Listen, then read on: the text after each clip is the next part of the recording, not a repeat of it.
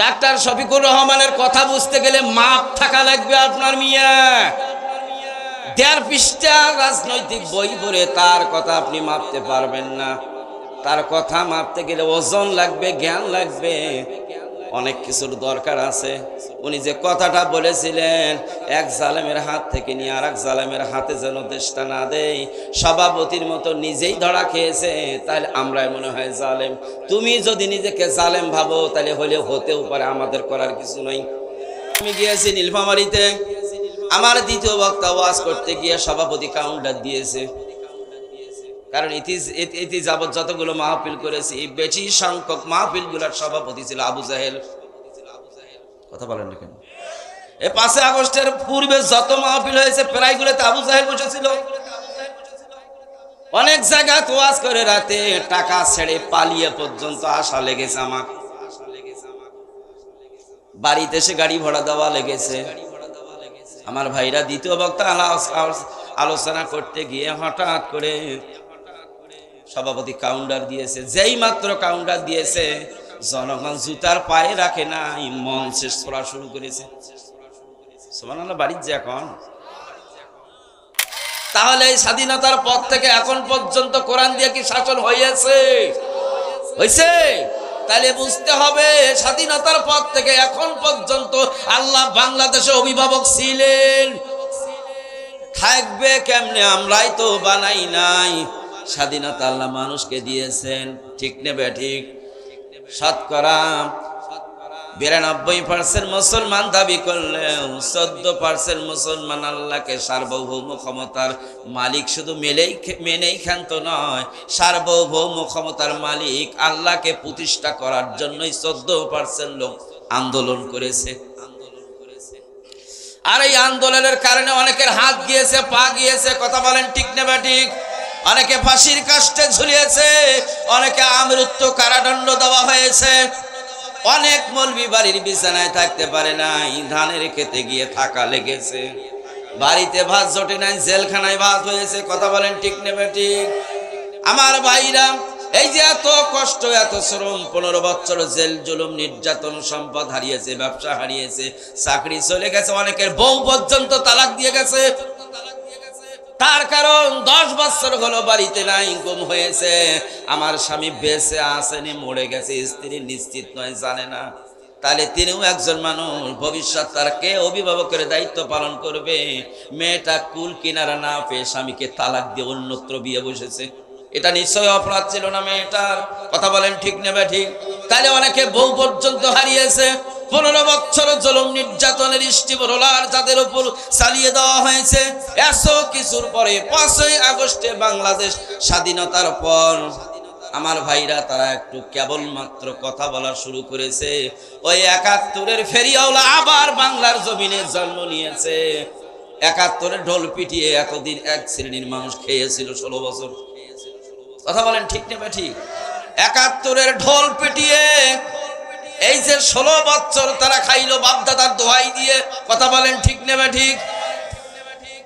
আর যারা এই দোহাই দিয়ে 16 বছর জুলুম নির্যাতন, চুরি বাটপারি লুটপাট যারা করে খাইলো, এত কিছু হারাইলো এই 14% মুসলমানের লোকগুলো।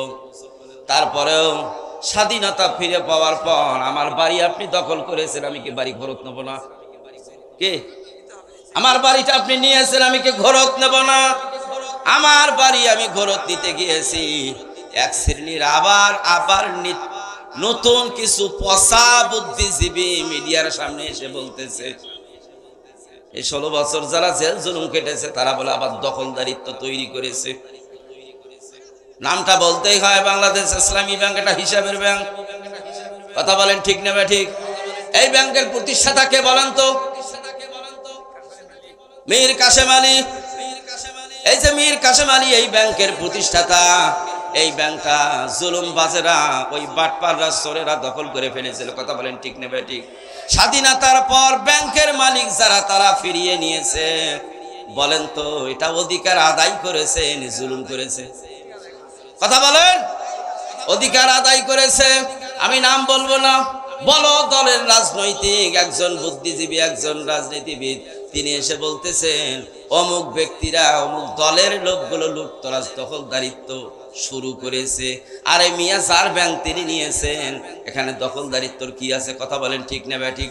বড় বুলি ছাড়ার আগে 2-4টা ব্যাংক প্রতিষ্ঠা করে দেখান যে আপনারা জাতির জন্য কি করেছেন। সারা জীবন লুটপাট করে শুধু খেয়েছেন, জাতিকে কর্মসংস্থানের জন্য কিছুই দিতে পারেন না। অন্যের জিনিস দখল করেছেন, কিন্তু জাতিকে প্রতিষ্ঠা করার জন্য, বেকারত্ব দূর করার জন্য, জাতির কর্মসংস্থানের জন্য কিছুই করতে পারেন নাই। অন্যরা করেছে, সেটাই লুটপাট করে খেয়েছেন আপনারা। কথা বলতে গেলে হিসাব করে বলতে হবে। 5ই আগস্টের আগ নয়, 5ই আগস্টের স্বাধীনতা আল্লাহ রাব্বুল আলামিন 18 কোটি মানুষকে আবার ফিরিয়ে দিয়েছেন। কথা বলেন ঠিক না ঠিক? 71-এর ঢোল পিটিয়ে বাংলার জমিনের জনগণ ওই কিচ্ছার খায় না। 5ই আগস্টের স্বাধীনতায় কি অবদান রেখেছেন সেটা বলেন। মন খারাপ করলেন? আমার ভাইরা, তাহলে বলতেছিলাম অভিভাবক আল্লাহ ছিল নাই কত বছর?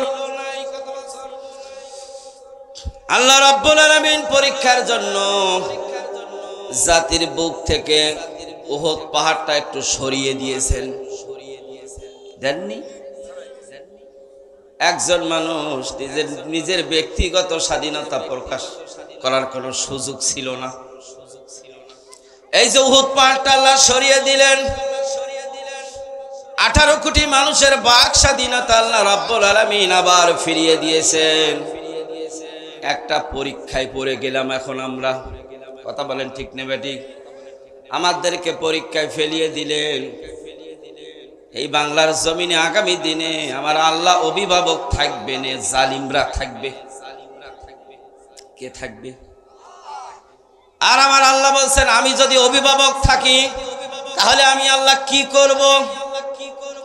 আমি আল্লাহ রাব্বুল আলামিন কোন রাষ্ট্রে যদি অভিভাবক হয়ে যাই, ওই রাষ্ট্রের সংবিধান, ওই রাষ্ট্রের বিধান, ওই রাষ্ট্রের জীবন আদর্শ আমার আল্লাহ রাব্বুল আলামিনের তৈরি করা বিধান হবে। আল্লাহর বিধানের নাম কি?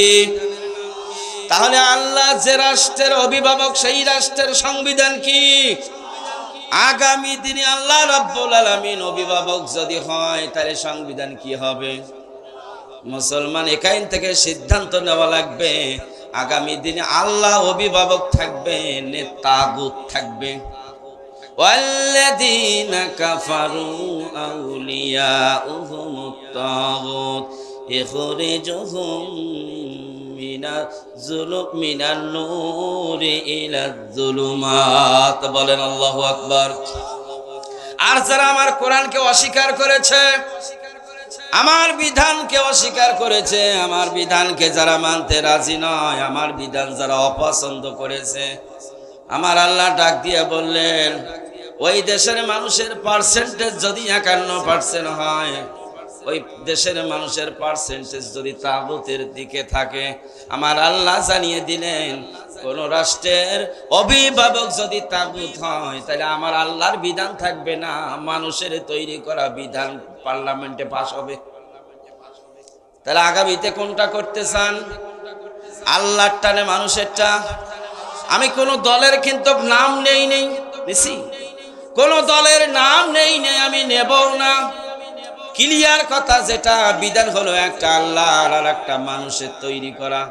বাংলাদেশে যত দল থাকে থাকুক, আল্লাহর বিধান যেই দলের মধ্যে আছে, আমরা সেই দলটাকে আনতে চাই। কি একটা দলের আমির, আমি নাম বললাম না, সবাই চেনেন, তিনি একটা কথা ঘোষণা করে দিয়েছেন, দেশটা যেন এক জালিমের হাত থেকে নিয়ে আর এক জালিমের হাতে যেন না দেওয়া হয়। আর এক দলের নেতার মাথা খারাপ হয়েছে, এ কথা কেন বলবে? তাইলে আমরা জালিম। তুমি নিজেকে যদি জালিম মনে করো, তাহলে তো অবশ্যই তুমি কথা ধরবে।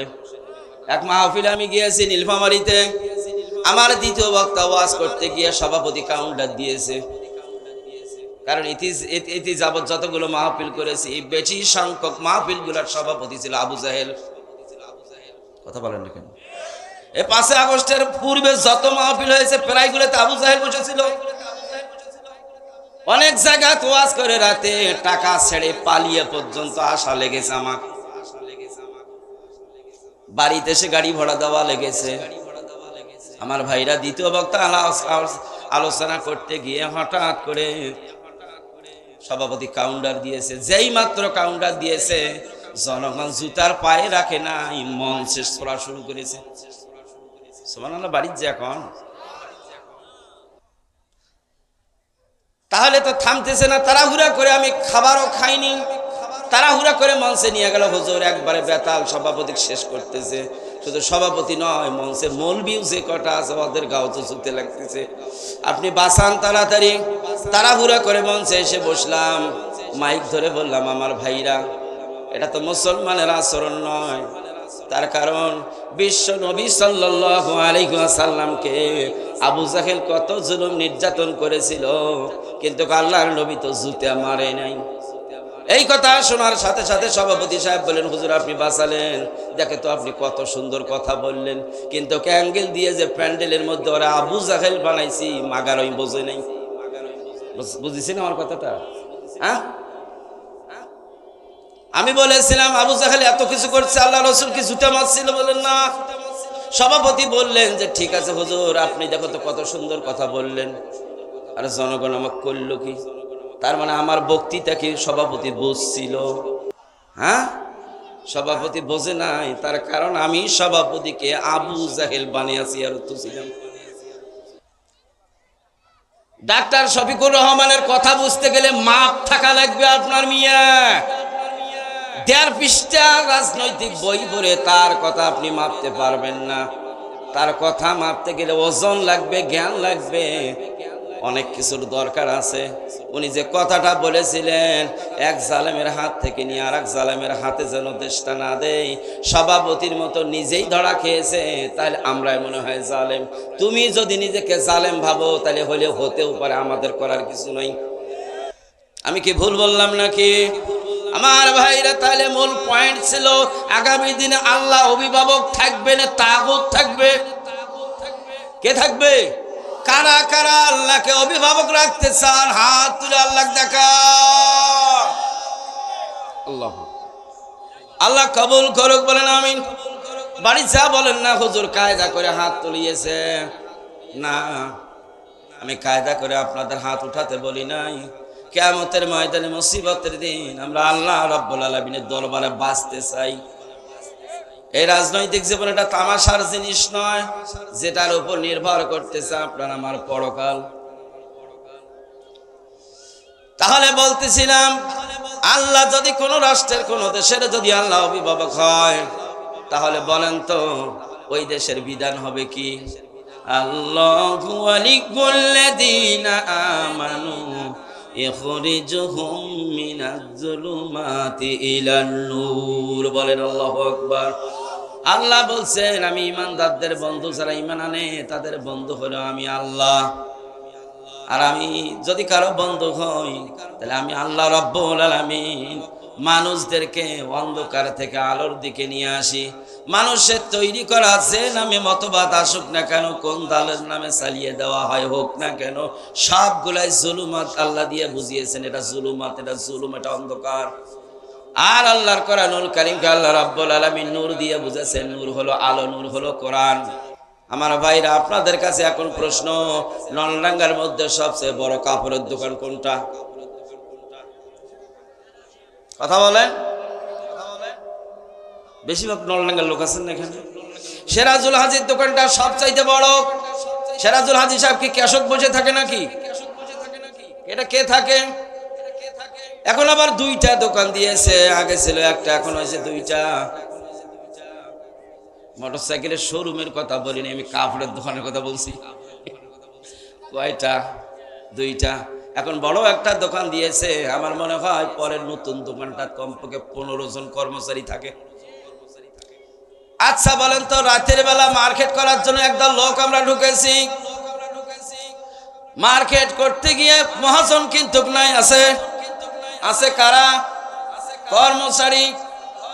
মার্কেট করতে গিয়েছি, 10-15 জন কর্মচারী আছে, কিছু মানুষ, প্রায় 50 জন মানুষ মার্কেট করার জন্য ওই দোকানে আমরা ঢুকেছি। কিন্তু দোকানে ঢোকার সাথে সাথে কিছুক্ষণের মধ্যেই কারেন্টটা চলে গেল।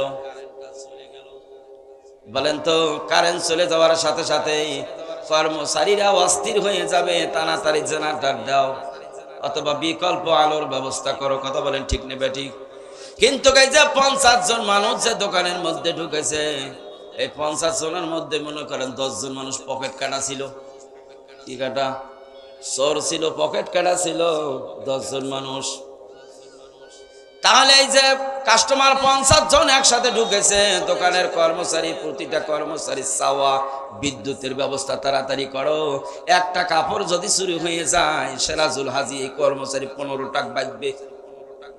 কথা বলেন না কেন? এই 15 টাকা বাঁচবে ধরে, অথবা তাদের বেতন থেকে ওই শারীরিক টাকাটা কেটে নেওয়া হবে, নাকি ছেড়ে দেবেন নাকি? এটা যেমন আমরা ক্লিয়ার বুঝলাম, তাইলে এরা 15 জন নিজের জীবন দিয়ে হলেও কাপড় রক্ষা করবে, দৌড়াদৌড়ি করবে, বিদ্যুতের ব্যবস্থা করবে, লাইটের ব্যবস্থা করবে।